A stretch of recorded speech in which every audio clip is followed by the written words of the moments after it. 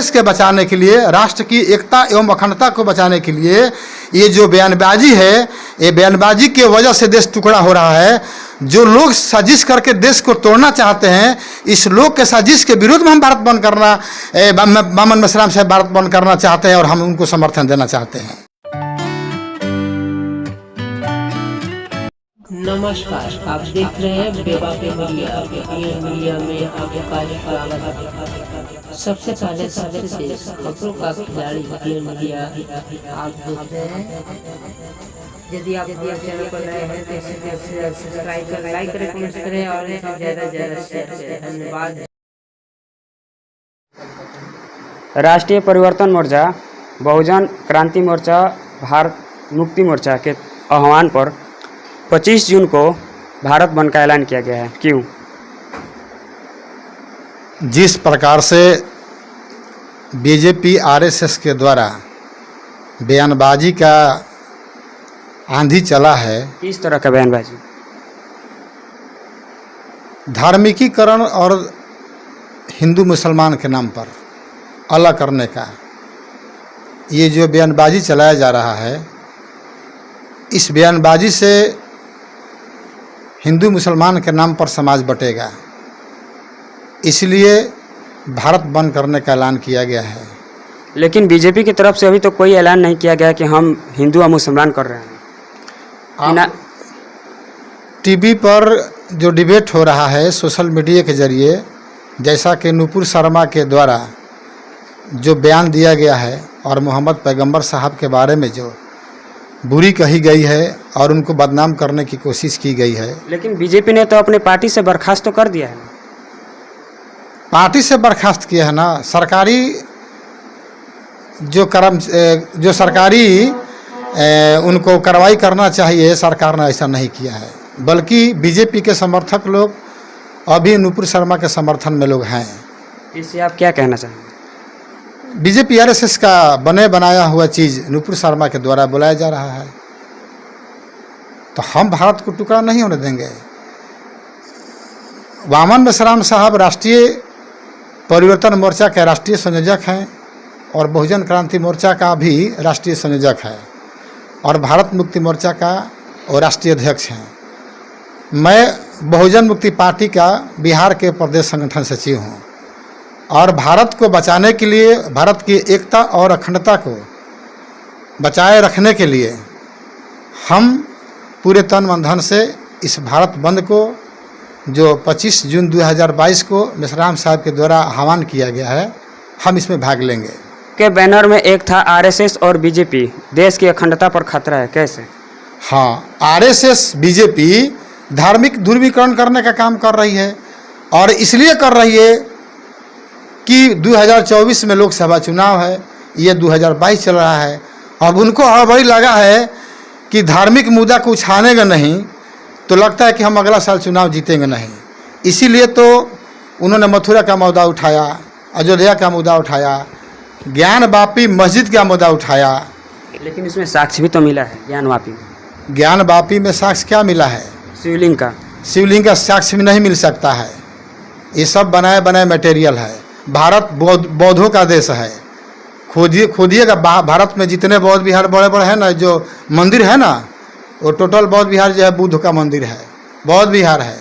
ज्ञानवापी और जो वाराणसी का जो मंदिर की बात की जा रही है, दोनों क्यों ऐसा बना एक साथ?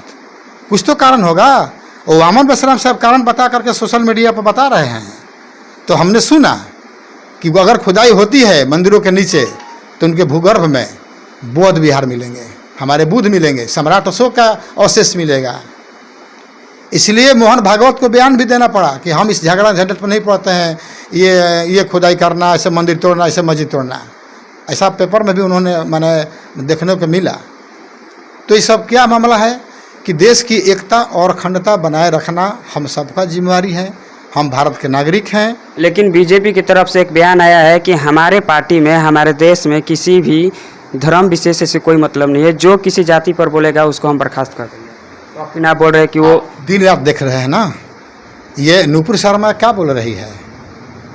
ये नुपुर शर्मा क्या समता स्वतंत्रता बनता का ये प्रवचन कर रही है? मोहम्मद पैगंबर साहब को किसी एक धार्मिक व्यक्ति पर अंगुली उठाना, धर्म कहाँ कहता है कि किसी मजहब को हम ठेस पहुँचाए। लेकिन इसलिए तो बीजेपी ने एक बयान दिया कि हमने उनको बर्खास्त इसलिए किया है कि हमारे पार्टी में सभी जाति की समानताएं हैं, एक समान है सभी। गलत बात है ना। अभी बीजेपी के लोग बहुत बार बोले हैं, बहुत सा उन्हें बयान आया है कि जो लोग उनका मेन पॉइंट है धार्मिक मुद्दा, उनका मेन पॉइंट है धार्मिक मुद्दा, हर बात में धार्मिक धर्म की बात करते हैं। लेकिन चुनाव के समय कुछ नहीं, चुनाव के समय तो और धार्मिक बात बोलते हैं वो लोग। तो फिर सिर्फ हिंदू को वोट डालने से जब चुनाव आता है तो बॉर्डर पर क्या होता है, पाकिस्तानी हमला का इल्ज़ाम देते हैं, आतंकवादी हमला कर दिया, चुनाव खत्म हो जाता है तो उसका मुद्दा बंद हो जाता है। ये क्या है? पाकिस्तान के मतलब चाइना के बारे में क्यों नहीं बोलते हैं? भाजपा के लोग चाइना के बारे में क्यों नहीं बोलते हैं? कितना जमीन दखलिया लिया चाइना के लोग, एक शब्द नहीं बोलते हैं और पाकिस्तान के प्रति सीना तानते हैं 56 इंच का। अंतिम सवाल रहेगा कि 25 जून को आप लोग जो है भारत बंद का आह्वान किए हैं, लोगों से क्या अपील करते हैं? हाँ, ये मूल बात है कि हम भारत की एकता और अखंडता बनाए रखने के लिए भारत के सभी लोगों से हम अपील करना चाहते हैं। अपील करते हैं उन लोगों से जो भारत के किसान हैं। मैं अपील करना चाहता हूं उन लोगों से जो भारत के युवा शक्ति हैं, विद्यार्थी हैं, माताएं बहनें हैं, जो देश के जितने बुद्धिजीवी लोग हैं, जो देश के जितने सामाजिक संगठन चला रहे हैं, जो समता, स्वतंत्रता, बंधुता, न्याय में विश्वास रखते हैं और देश की एकता अखंडता के प्रति उनकी जो आस्था है वो बिल्कुल लगा हुआ है। आस्था देश की एकता अखंडता के लिए उन्होंने अपना जीवन और हर तरह क्षेत्र से उन्होंने अपना समर्थन करते हैं।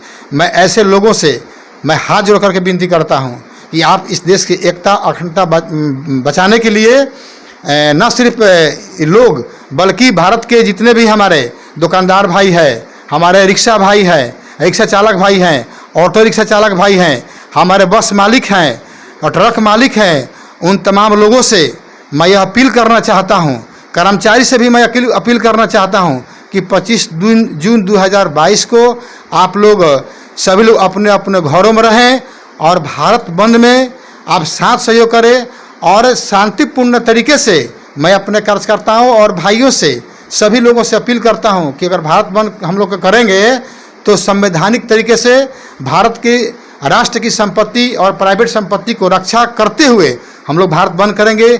किसी भी प्रकार के हम लोग संविधान के दायरे से बाहर नहीं जाना चाहते हैं, न कभी गए हैं। इसलिए हम लोग चाहते हैं कि देश हमारा है, नुकसान हमारा होगा। अगर देश की संपत्ति एक कण भी अगर नुकसान होता है तो हमारा होता है, हमारे देश का होता है। इसलिए देश के बचाने के लिए, राष्ट्र की एकता एवं अखंडता को बचाने के लिए ये जो बयानबाजी है, ये बयानबाजी की वजह से देश टुकड़ा हो रहा है। जो लोग साजिश करके देश को तोड़ना चाहते हैं, इस लोग के साजिश के विरुद्ध में हम भारत बंद करना, मामन मेश्राम साहब भारत बंद करना चाहते हैं और हम उनको समर्थन देना चाहते हैं। न्यूज़ चैनल से बात करने के लिए बहुत बहुत धन्यवाद।